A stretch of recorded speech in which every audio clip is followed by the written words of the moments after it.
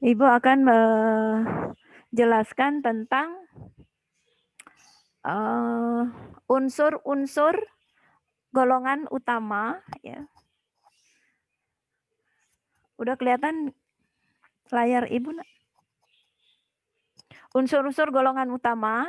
Ya, di sini ada 4. Oke ya, bukan ada 4. Sebenarnya banyak unsur utama dari golongan 1 sampai golongan 8A. Unsur utama itu adalah dalam tabel periodik itu golongan 1A sampai 8A. Namun di sini kita akan membahas dulu yang memiliki sifat-sifat ekstrim, yaitu gas mulia. Ya. Gas mulia itu golongan berapa? Yuk, gas mulia. Dalam tabel periodik ada gas mulia. Golongan berapa? Silahkan kalian di unmute dulu, nggak apa-apa. Nah, kita lebih baik interaktif. Biar Ibu tahu juga kesiapan kalian dalam belajar tentang unsur-unsur golongan utama. Yuk. Gas mulia golongan berapa? Coba jawab ya, Sekil. Golongan berapa, nak? Gas mulia. Yuda. Yuda nggak munculin video tadi. Ayo. Alvito. 8A. Ntar ya. Gas mulia itu 8A. Kalau halogen golongan berapa? Yuk. Unsur halogen. Coba yang lain. 7A, Siva. Ya, benar ya, 7A. Kalau alkali? Alkali golongan berapa?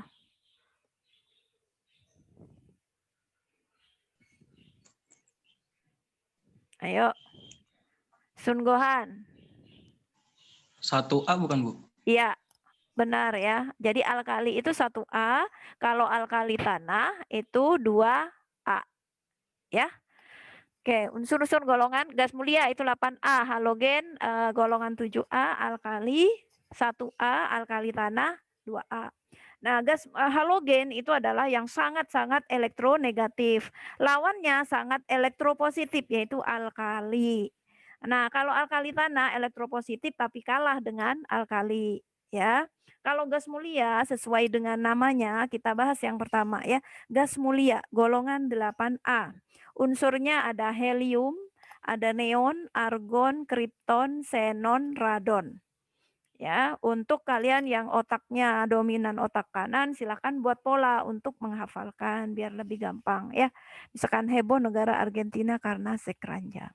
Tapi kalian buat singkatannya sesuai dengan yang kalian mudah ingat ya.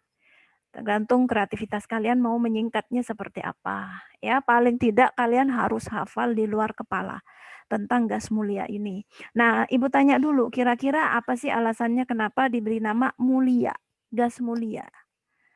Ya. Kenapa gas mulia? Karena ini adalah unsur yang paling stabil dari semua unsur utama yang ada. Saking stabilnya dia nggak mau bereaksi dengan unsur yang lain, ya. Akibatnya apa? Unsur-unsur gas mulia ini hampir tidak ada senyawanya di alam, ya. Jadi dia sendirian karena stabil, dia nggak butuh unsur lain untuk membentuk ion negatif atau tidak butuh unsur lain untuk membentuk ion positif. Sehingga dia sendirian aja udah stabil. Sehingga di alam helium ya helium, nggak ada senyawanya. Neon ya neon, argon iya. Nah, baru dibuatlah senyawa itu buatan manusia. Jadi disintesa dari xenon. Jadi bukan bereaksi secara alami, tapi dipaksa untuk membentuk senyawa. Ya. Saking stabilnya gas mulia ini ada dalam bentuk unsur saja di alam. Ya, tuh sebagian besar. Jadi kalau yang ada itu xenon sekarang CSE F4 ya. Itu senyawa buatan, paksaan dari penelitian dari manusia. Oke. Nah, kenapa dia bersifat stabil? Nah, unsur itu stabil tidaknya itu ditentukan dari konfigurasi elektron pada kulit terluarnya. Unsur dikatakan stabil atau bisa menjadi stabil ketika dia memiliki konfigurasi elektron atau elektron valensinya 8 atau 2. Ya. Nah, di sini contohnya kalian ingat lagi ke belakang pembelajaran tentang konfigurasi elektron. Helium itu nomor atomnya 2. Sehingga konfigurasinya 2 saja atau duplet. Nah, sehingga helium menjadi stabil. Dia nggak butuh elektron masuk atau dia nggak butuh untuk membuang elektronnya. Neon, ini maaf, ini nomor atomnya neon itu 10. Maaf, ini salah ya, 10 ini nah ya. Nomor atomnya neon kalian kecil ya, lihatnya. Oke.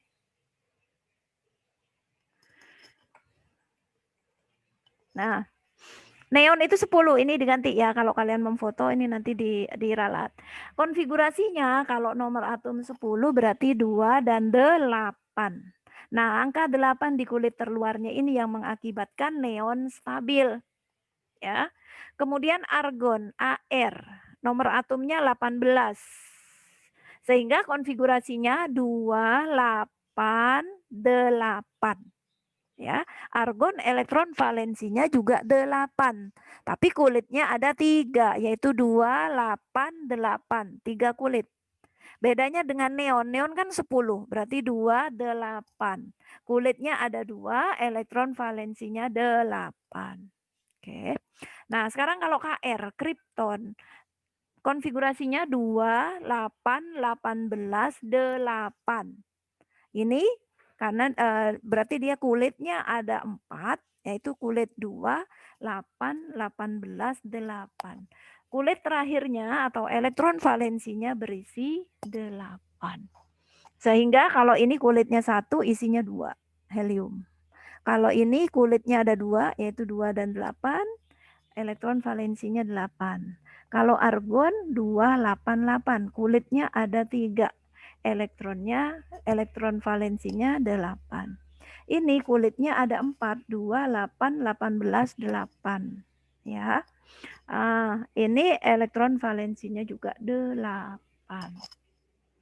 Nah, ini yang mengakibatkan kenapa gas-gas mulia menjadi stabil dan menjadi inert atau sulit sekali bereaksi dengan zat lain.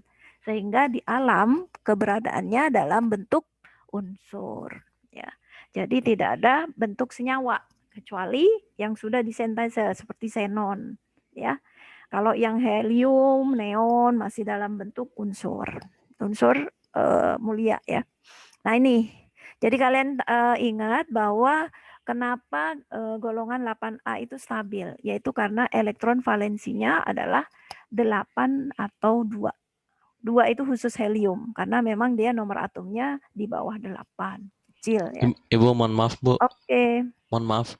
Ini tadi Golpin chat saya, katanya dia belum di ACC, Bu. Iya, soalnya terlambat tadi, Bu. Makanya besok, ini untuk peringatan terakhir ya, besok kalau jam belajar Ibu toleransinya 15 menit. Kalau dia masuknya di atas 15 menit, nggak Ibu terima. Oke ya, untuk hari ini toleransi. Oke, nanti sampaikan ke Godwin ya, Angga. Ya, siap, Bu. Oke, ya. Jadi paham ya, itu yang mengakibatkan gas mulia bersifat stabil. Nah, sekarang energi ionisasi. Ya, energi ionisasi itu apa? Masih ingat kan di kelas 12?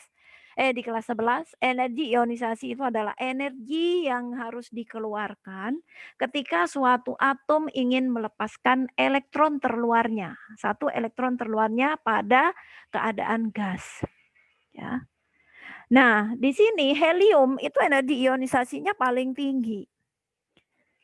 2300. Kemudian neon 2087, argon 1500, kemudian kripton 1300, xenon 1177. Kalau radon itu bersifat radioaktif, ya. Kalau radioaktif, kenapa jari-jarinya nggak ditulis, Bu? Karena radioaktif itu meluruh terus, nah, berubah menjadi bentuk lain, menjadi energi, sehingga jari-jarinya di sini nggak tetap, karena dia bisa berubah menjadi unsur-unsur yang lain. Itu kalau radon. Kenapa radon tidak disebutkan di sini? Ya. Nah, energi ionisasi ini nanti terkait kenapa Bu yang bisa disintese atau dipaksa membentuk senyawa sekarang baru xenon. Kenapa helium bukan? Belum gitu kan. Nah, karena kalau helium energi ionisasinya besar sekali. Jadi sulit, semakin besar energi ionisasi maka dia semakin sulit bereaksi.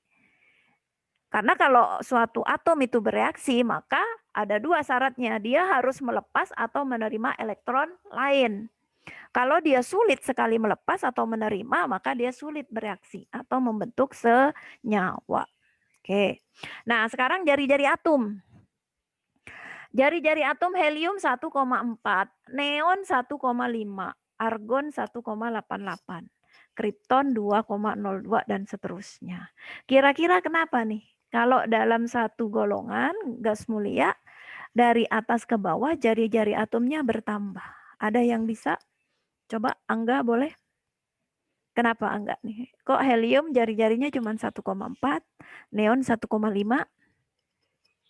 Kira-kira kenapa? Kurang tahu, Bu. Kurang tahu. Oke, nanti Ibu kasih tahu tapi nanti. Tolong yang lain coba ya skill. Apa alasannya? Kenapa kok jari-jari atom helium cuma 1,4, neon suaranya di Hah? Belum tahu. Oke. Sekarang Alvito, coba apa kira-kira penyebabnya? Kenapa jari-jari atom helium kecil dibandingkan yang lain? Atau dari atas ke bawah dari kecil menjadi semakin besar? Oke. Belum tahu tuh, Bu. Belum tahu. Coba sekarang ya Anaya. Tahu nggak kenapa jari-jari atomnya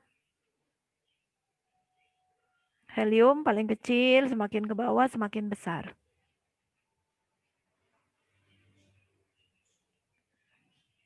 Yuk. Maya?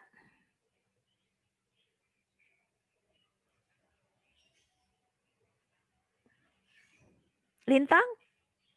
Atau siapa aja ya? Boleh lah yang jawab, mau jawab. Silakan Anaya kalau mau jawab di unmute dulu. Kenapa? Mungkin dari itu kulit atomnya atau nomor elektron valensinya, Bu. Oh ya. Oke, udah mulai mendekati benar ya. Jadi yang membedakan jari-jari atom itu dari jumlah kulitnya, nah, ya. Jumlah kulit.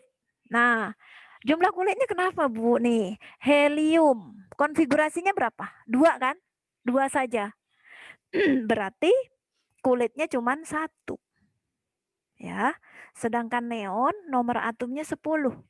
Konfigurasinya 2 dan 8. Artinya dia punya 2 kulit. Ya. Jadi unsur kalau ada di periode 2 itu menunjukkan jumlah kulitnya. Kalau dia di periode 2 kulitnya 2. Argon ada di periode 3. Kulitnya 3. Berapa aja? 288. Ya. Ini tolong ini nanti Ibu ganti baru 8 ini. Kalau lagi layar lebar susah gantinya. Bu, Ya, ini 10. Oke. saya mau nanya. Boleh. Kalau misalkan itu angkanya itu nomor atomnya angkanya itu harus di antara 2, 8, 18, 36 gitu, Bu. Ya kan penulisan konfigurasi elektron kan di kelas 11 sudah ada diajar. Jadi ini adalah angka maksimal ya. Jadi misalnya atom helium itu nomor atomnya 2. Kulit kulit pertama kan maksimal 2 ya. Kulit kedua maksimal 8. Kulit ketiga maksimal 18. Bu, kalau nomor atomnya misalnya 1 gimana dong? Ya kulit pertamanya 1. Kulit keduanya nggak ada lagi. Kalau misalnya nomor atomnya 3, misalnya Li ya, litium. Nomor atomnya 3, konfigurasinya gimana? Berarti 2 dan 1. Jadi kulit pertamanya penuh, isi 2. Kan maksimal kulit pertama itu 2 ya. Ingat belajar kulit K, Lm kan? Kulit K maksimal 2. Kulit L maksimal 8. Kulit M maksimal 18. Kalau 18 sudah menutupin berarti dia harus pindah di kulit berikutnya. Kalau Li misalnya, Li litium itu nomor atomnya 3. Konfigurasinya berapa?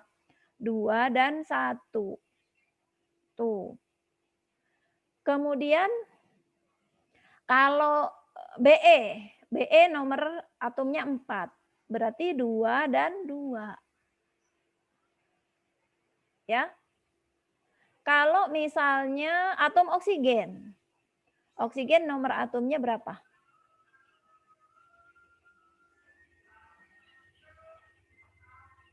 8. 8. Berarti konfigurasinya? Yuk. 2 dan 6. Ya. 2 dan 6. Iya, berarti dia 6. kalau 2 dan 6 oksigen, jumlah kulitnya ada berapa? 2, Bu. Ada 2. Elektron valensinya ada berapa? 6. 6, pinter. Ya. Nah, tugasnya kalian ya, nanti Ibu tunggu di Google Classroom. Dari semua unsur-unsur gas mulia, kalian tuliskan konfigurasinya. Ya, jadi kalau He, nah Ibu mintanya konfigurasinya bukan berdasarkan kulit, tapi subkulit. Pakai konfigurasi NSP, masih ingat kan? Kalau konfigurasi kulit, kalau helium kan kulit K2 gitu doang kan. Tapi Ibu mintanya 1S2. Kalau neon berarti kalau pakai konfigurasi kulit kan K dengan L, 2 dan 8. Ibu mintanya nanti 1S2, 2S2, 2P6. Itu konfigurasi Ne. Oke? Ini tugas loh ya, dicatat. Kalian harus menuliskan semua konfigurasinya. Kemudian nanti kalian membuat si kesimpulan. Apa dari konfigurasi yang ada. Oke ya. Nah, kembali ke jari-jari atom tadi pertanyaannya.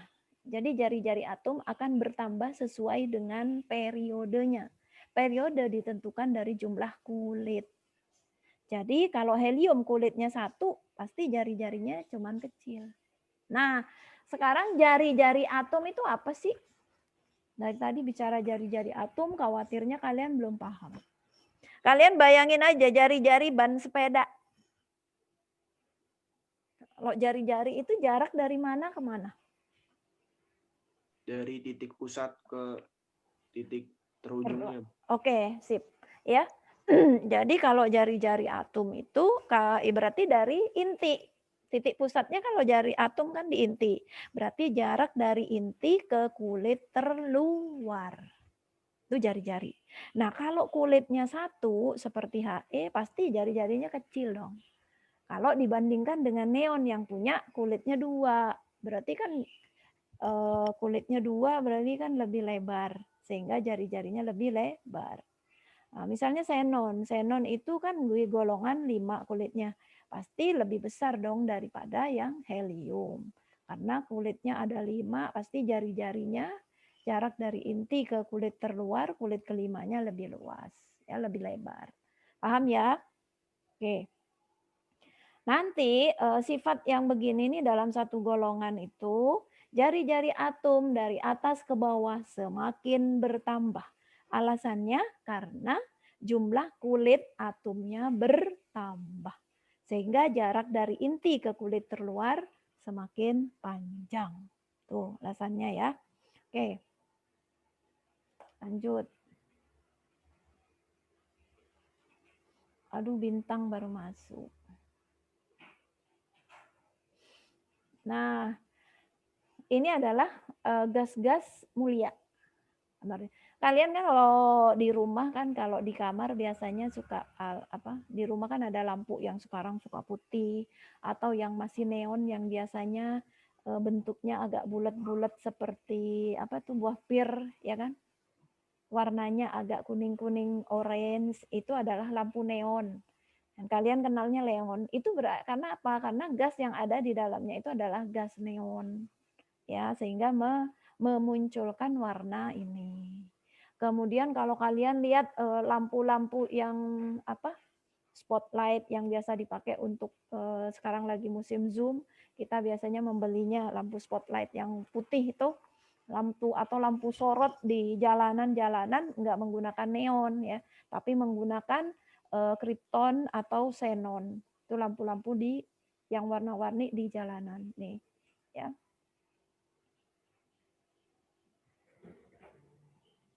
Nah, sebenarnya kalau untuk belajar itu lebih bagus ke mata, pengaruhnya itu neon. Cuman kalau neon kita kan kadang kok kayak agak burem, akhirnya kita menggunakan lampu yang agak terang, lampu helium atau lampu yang putih ya warnanya. Ya. Nah, ini adalah warna-warna dari gas-gas mulia.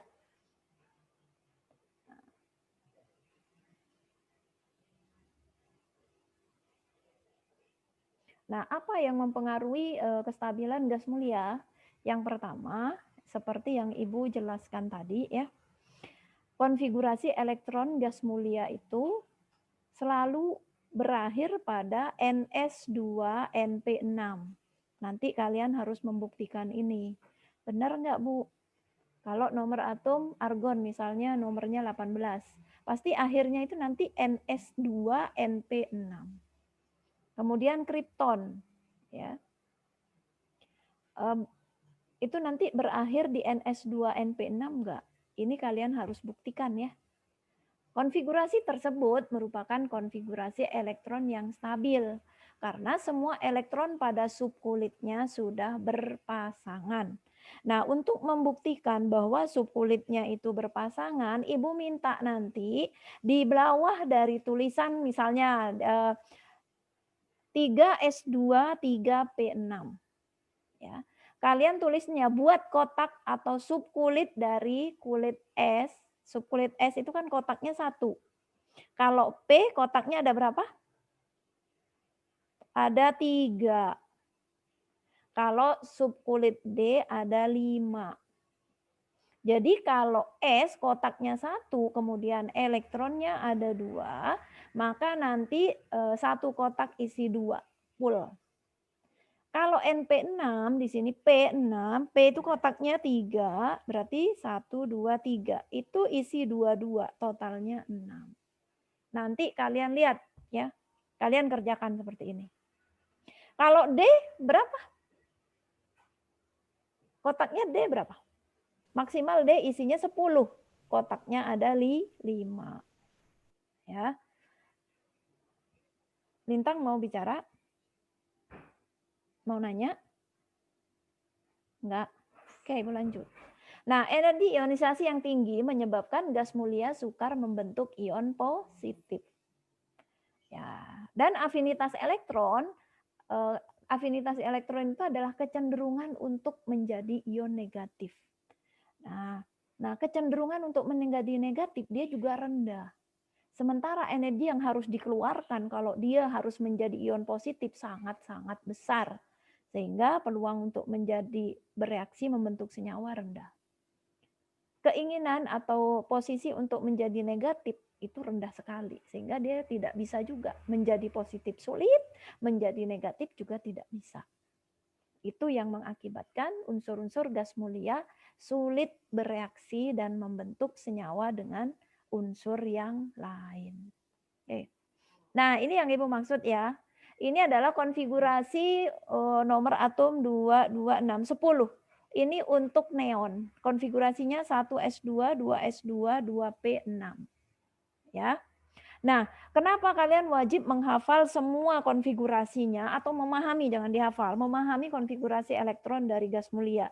Karena nanti ke depan ketika kalian menuliskan konfigurasi unsur-unsur yang lain di luar dari golongan 8, kalian akan menyingkatnya dengan unsur-unsur gas mulia.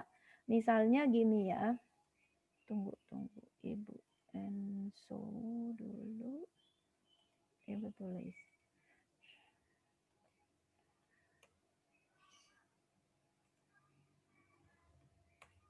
Ya. Ini konfigurasi dari neon.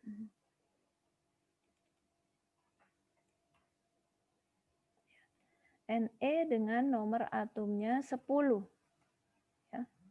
Nah, kalau nanti kalian menemukan unsur Mg, Mg itu nomor atomnya 12, ya.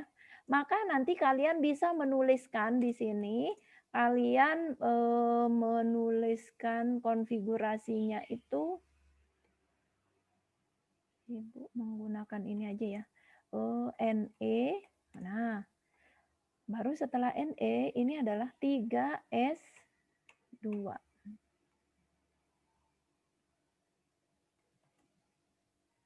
Nah, gini. Ya. Itu artinya 1S2, 2S2, 2P6. Ya. Jadi penulisan Ne itu sudah mewakili ini. Ya. Jadi ini sama dengan kalian menuliskannya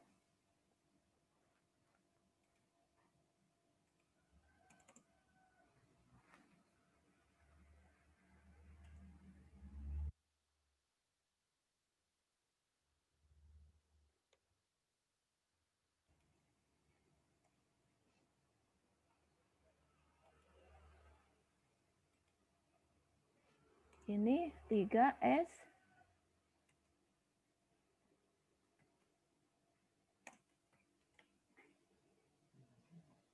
Aduh.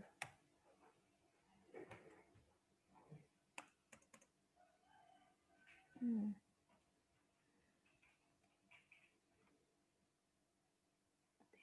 S2. Jadi gini, nah.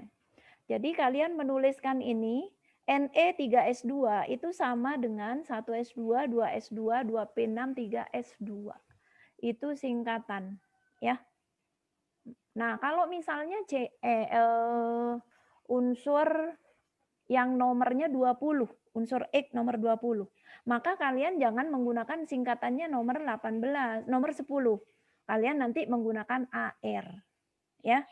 Berarti AR kan 18, tinggal nambahin 4S2. Paham nggak?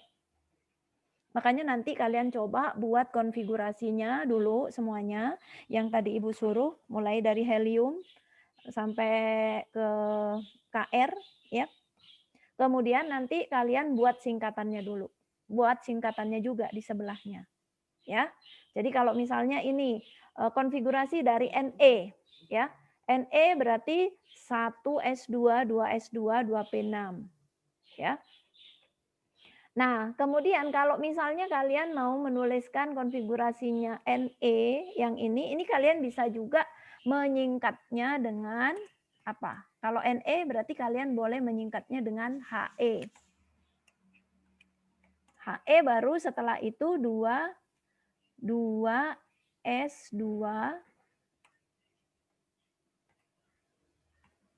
kemudian 2P, nah 2P6. Nah, ini sama, kalau 10 Ne itu kalian boleh menggunakan He, 2S2, 2P6. Jadi kalau He itu singkatan dari 1S2. Ya. Kemudian kalau ini 1S2, 2S2, 2P6 itu singkatan dari Ne. Sehingga kalau Mg yang awalnya itu konfigurasinya itu 1S, kalian mumet ya? Ngerti nggak sih?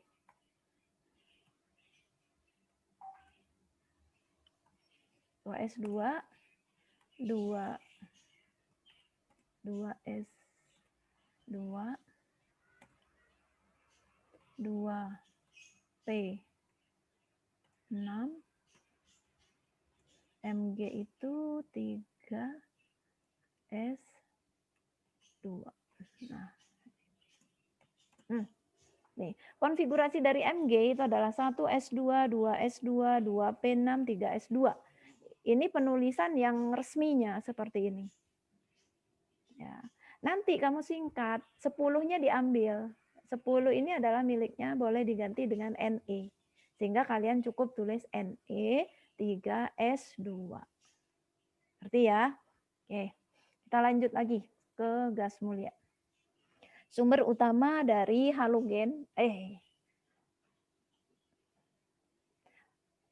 sumber utama ini bukan halogen ya, gas mulia ya maksudnya. Unsur utama gas mulia ya, adalah di laut ya.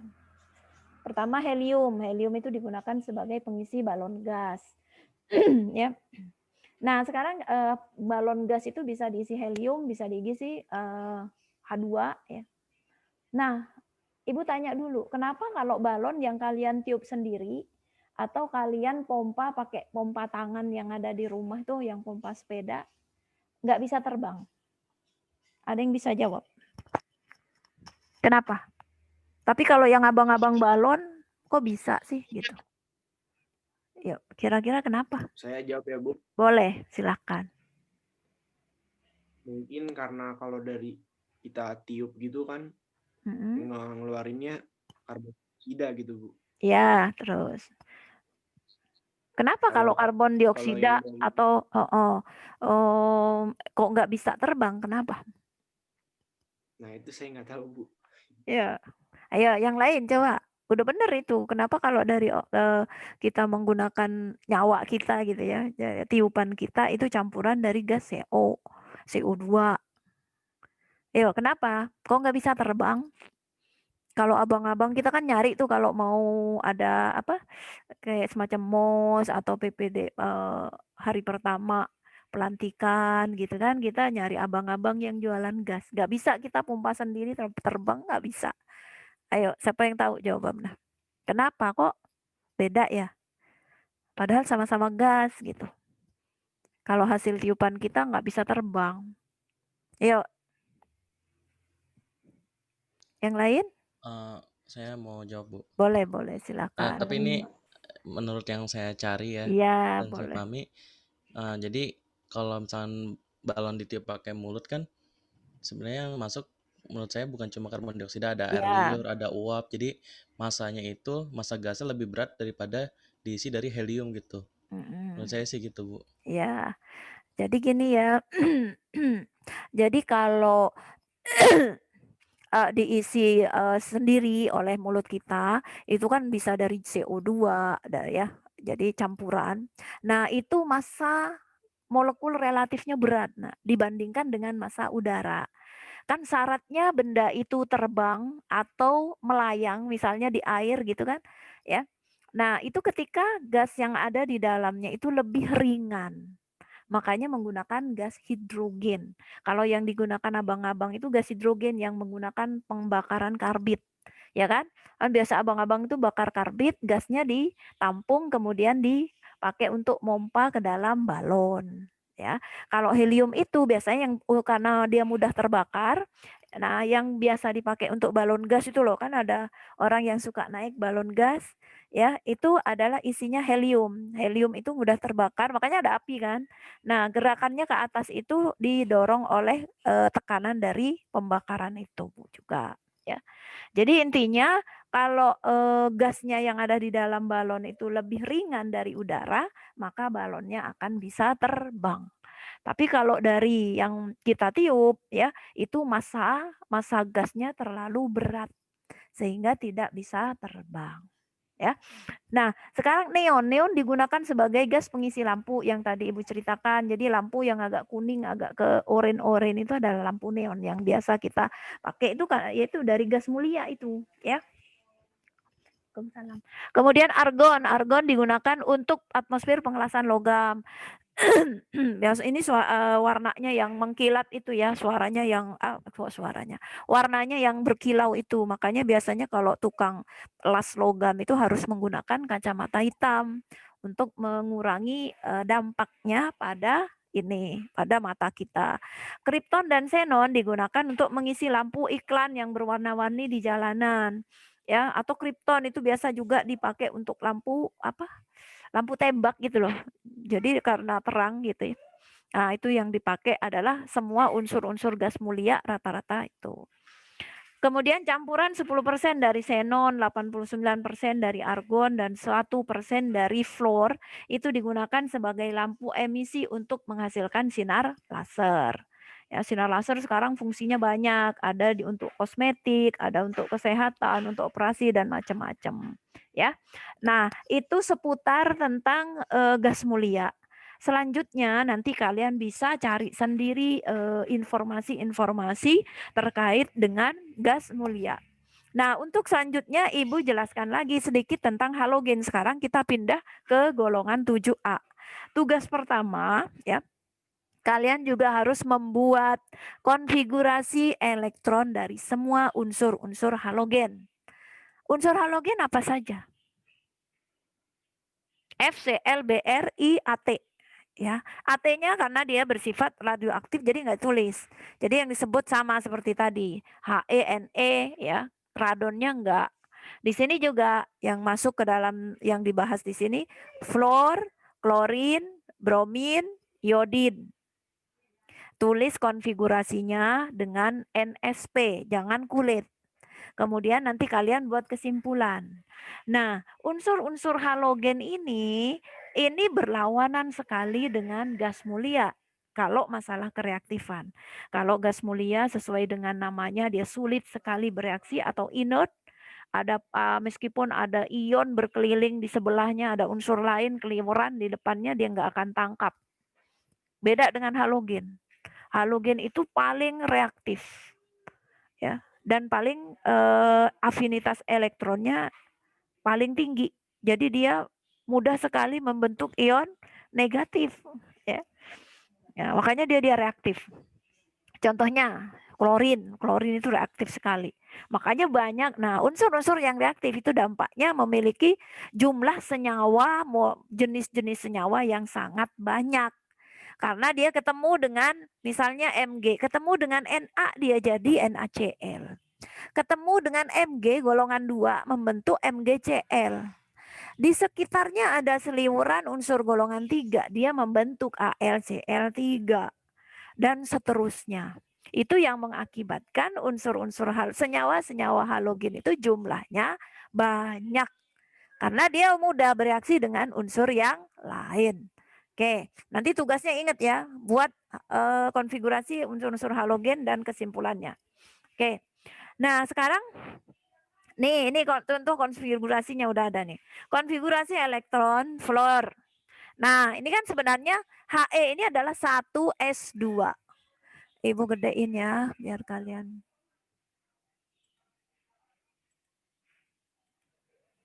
Ya, nih untuk He.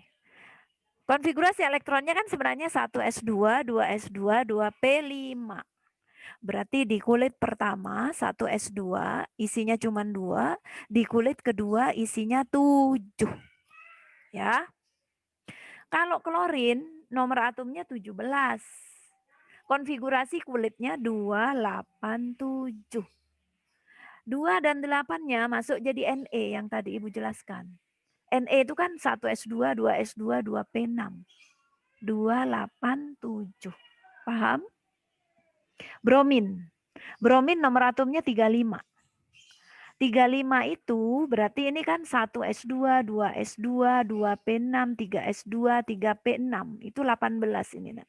18 ditambah 10, 28. 28 ditambah 7, 35.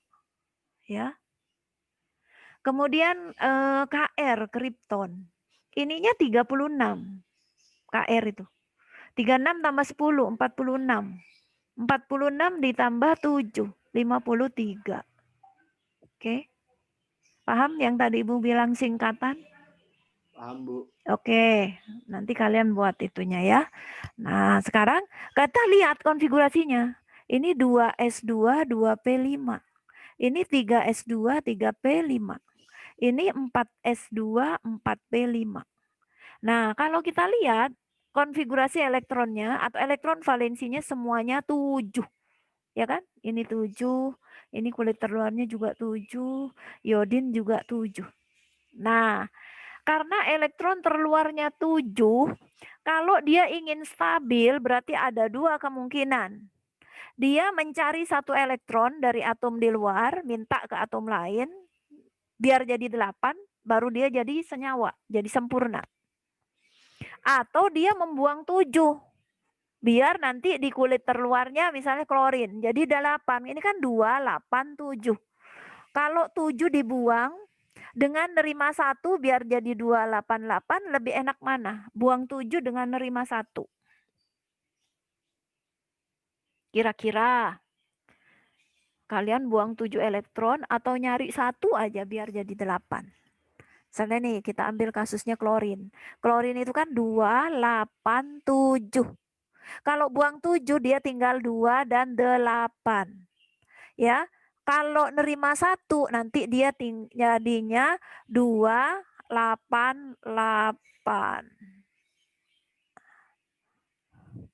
Ibu contohnya CL.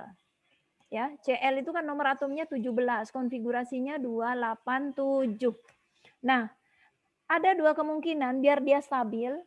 Sisakan 2 dan 8 saja dengan cara membuang 7 atau dia menjadi 288, bisa menjadi 288 dengan syarat menerima 1 atau menjadi cukup 2 dan 8 dengan membuang 7. Kalian jawab yang A apa yang B?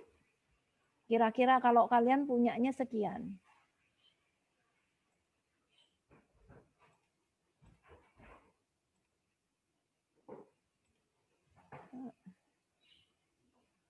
Yuk.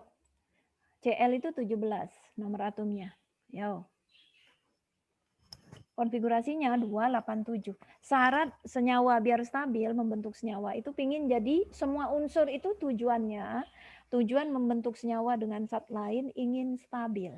Ingin punya konfigurasi 8 atau 2 di kulit terluar. Kalau CL posisinya 287, kira-kira enaknya dia mencari 1 biar menjadi 288 atau membuang yang 7 ini, yang terakhir ini dibuang biar jadi 2,8. Yuk, kira-kira? Yang A, Bu. Yang A ya. Kalau yang 7 kan susah juga ngeluarin 7 kan harus ada nerima 7. Makanya ini yang benar ini ya. Ini yang benarnya. Yang nanti nah, karena dia sudah menerima 7, maka CL menjadi CL-1.